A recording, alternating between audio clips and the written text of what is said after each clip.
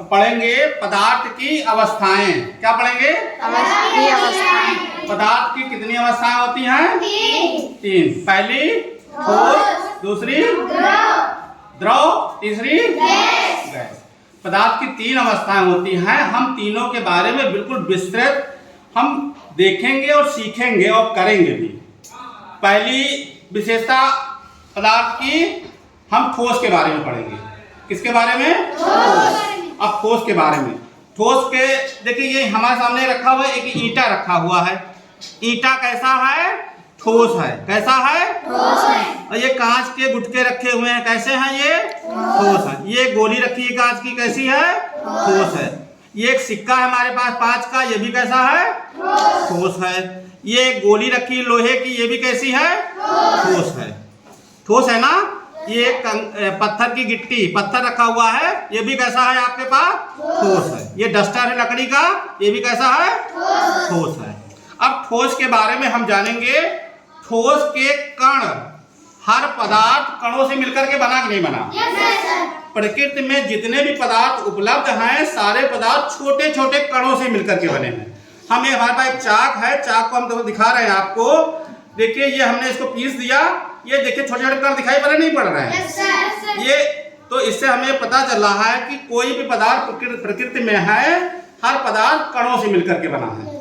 अच्छा, चाक के कण इसलिए फूट गए क्योंकि इसके कण इतने मजबूती से नहीं बंधे हुए थे, इसलिए हम हाथ से ये फूट गई, है ना?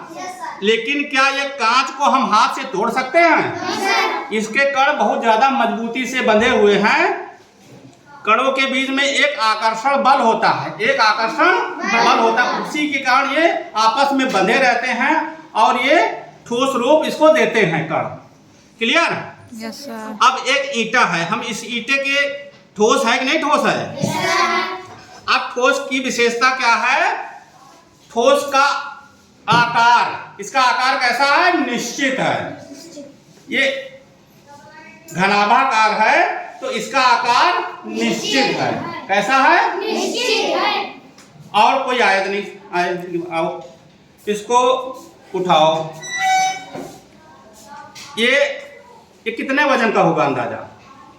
3 किलो होगा।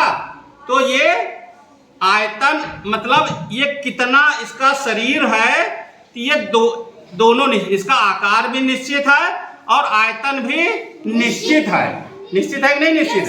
अगर ये 3 किलो का है तो ये 3 किलो का रहेगा। ये जैसे कांच का गुटका है, इसका आकार निश्चित है कि नहीं निश्चित है? और इसका आयतन भी निश्चित है। इसको आयतन को हम कहीं बदल सकते हैं? नहीं बदल सकते। तो ये कांच की गोली है, ये लकड़ी की पटरी है, इसका भी आकार एवं आयतन दोनों निश्चित है कि नहीं है? ये सिक्का है, इसका भी आकार एवं आयतन दोनों निश्चित है। ये रबर की गुटकी है, इसका आकार एवं आयतन दोनों निश्चित है ना? पत्थर है, ये भी इसका आकार एवं आयतन निश्चित है।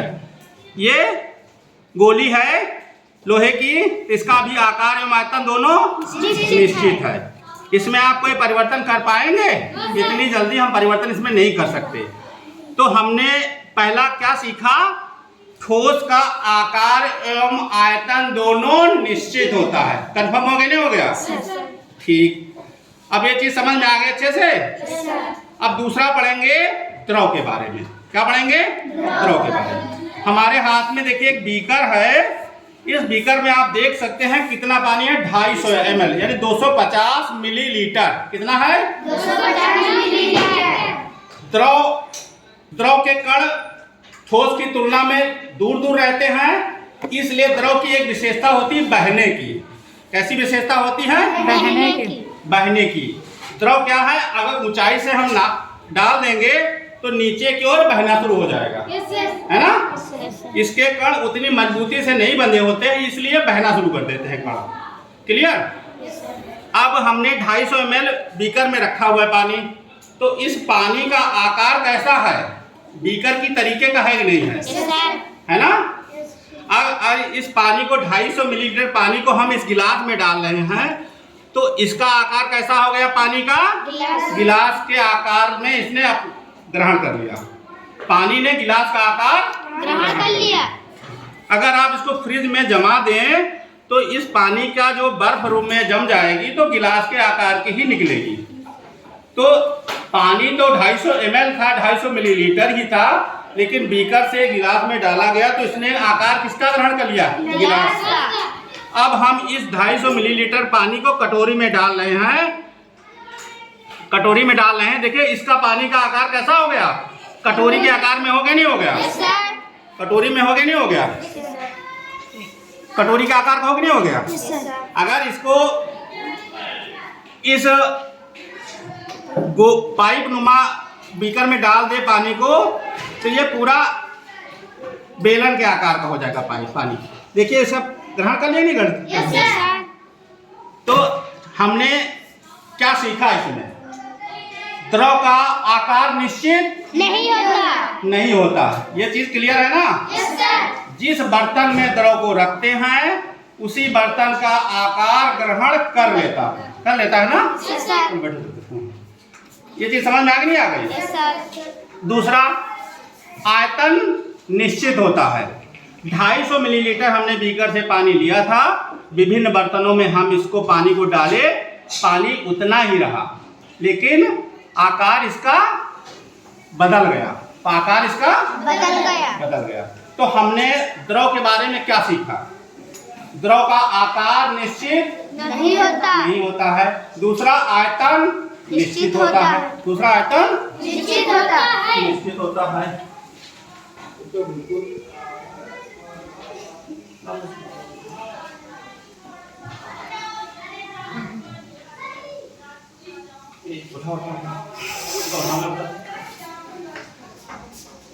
अब एक हम गैस के बारे में जानेंगे। गैस देखिए मेरे पास एक अगरबत्ती है, ये सुलग रही है। इसका धुआं पूरे कमरे में फैल रहा नहीं फैल रहा?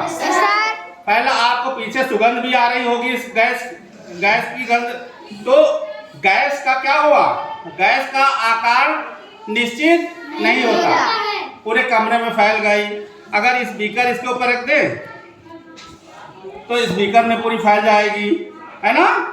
तो हमने गैस के बारे में, ये धुआं जो है गैस रूप में है कि नहीं है? तो गैस की विशेषता क्या हुई?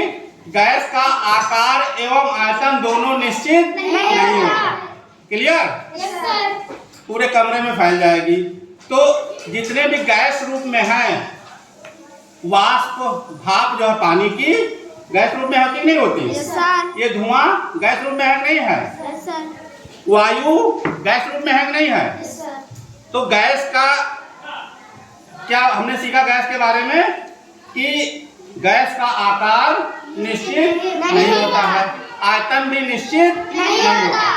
ये तीनों चीज ठोस और द्रव गैस के बारे में आप अच्छी से समझ गए ना? समझ गए? ओके, धन्यवाद।